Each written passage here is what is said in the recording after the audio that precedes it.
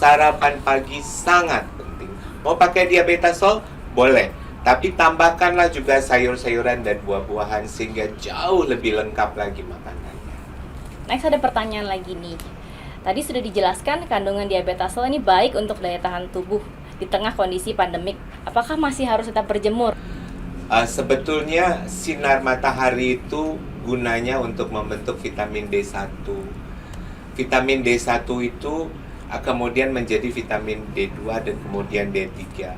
Pada saat D2, D3-nya mau dibentuk, itu makanan penting sekali. Makanan yang baik, termasuk dairy product dan beberapa protein, karena dia memerlukan sekali konsep ini.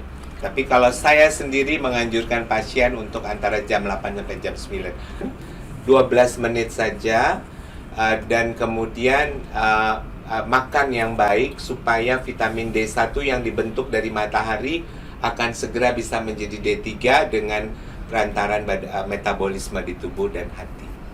Berjemur untuk mengambil sinar mataharinya membunuh kuman, ya monggo silakan. Tetapi kalau untuk hanya membentuk vitamin D3 tidak. Jadi kita harus ikuti dengan nutrisi yang baik.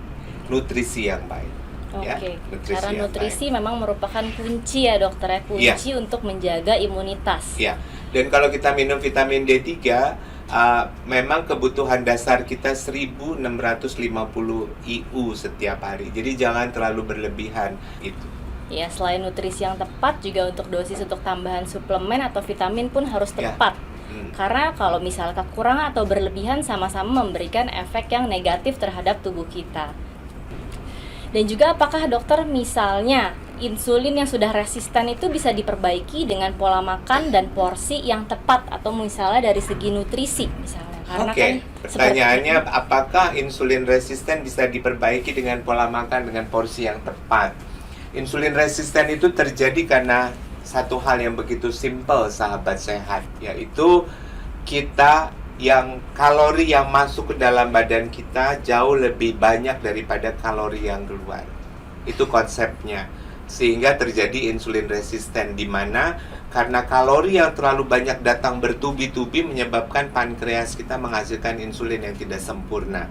Ya, artinya kalau kita mau menghadapi melawan resistensi insulin, kita harus berbalik. Jadi bukan kebanyakan yang masuk, tapi yang keluar lebih banyak. Nah, contohnya apa itu? Yaitu dengan memilih nutrisi yang lengkap, memilih nutrisi yang tepat, dan berolahraga. Olahraga minimal 30 menit 5 kali seminggu. Jadi itu kita bisa memperbaiki resistensi insulin. Jadi pertanyaan apakah insulin resistensi bisa diperbaiki dengan pola makan dan porsi yang tepat?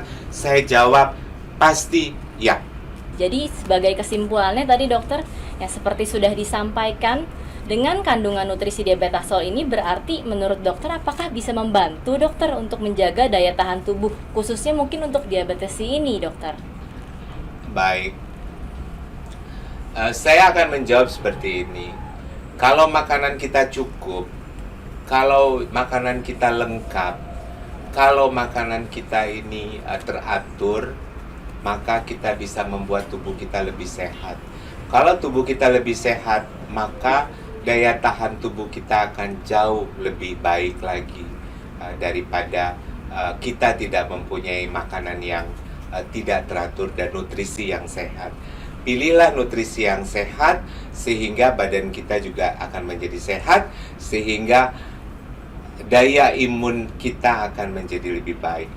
Dan kadar gula darah sangat mempengaruhi imunitas. Jadi kadar gula darah yang tinggi itu menyebabkan beberapa darah putih kita tidak bisa mengkunyah ataupun mengusir ataupun memakan kuman-kuman atau virus yang masuk.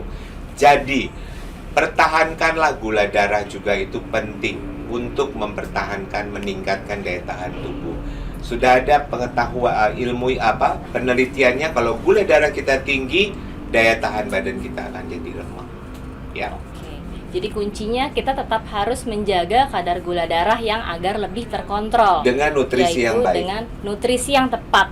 Jadi mungkin dapat disimpulkan ya dokter ya, mengkonsumsi diabetasol ini menjadi salah satu nutrisi yang penting tadi untuk membantu menjaga kadar gula darah yang tetap stabil sehingga kenyang lebih lama dan juga dapat membantu untuk menjaga daya tahan tubuh kita khususnya terhadap pandemi COVID saat ini. Dan dianjurkan juga untuk misalnya saat kondisi puasa tadi, pasien-pasien diabetes yang boleh atau diperbolehkan oleh dokternya melakukan puasa, ini dianjurkan untuk mengkonsumsi diabetasol ketika sahur dan juga dibarengi dengan konsumsi dari serat, mungkin serat baik dari buah-buahan ataupun sayur yang segar.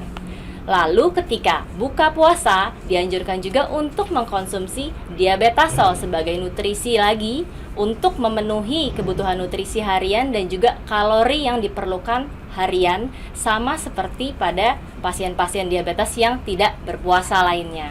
Kira-kira mungkin itu yang bisa disampaikan hari ini. Waktu juga yang akhirnya kita akan memisahkan kita. Saya Dr. Adeline Devita, terima kasih atas narasumber, atas hari yang benar-benar memberikan ilmu saat ini. Dan juga mungkin bisa disampaikan ketika 2 minggu sebelum puasa ini dianjurkan untuk konsultasi ke dokter untuk memastikan apakah boleh melakukan puasa atau misalnya dianjurkan untuk belum boleh berpuasa untuk tahun ini. Terima kasih Dokter. Terima kasih.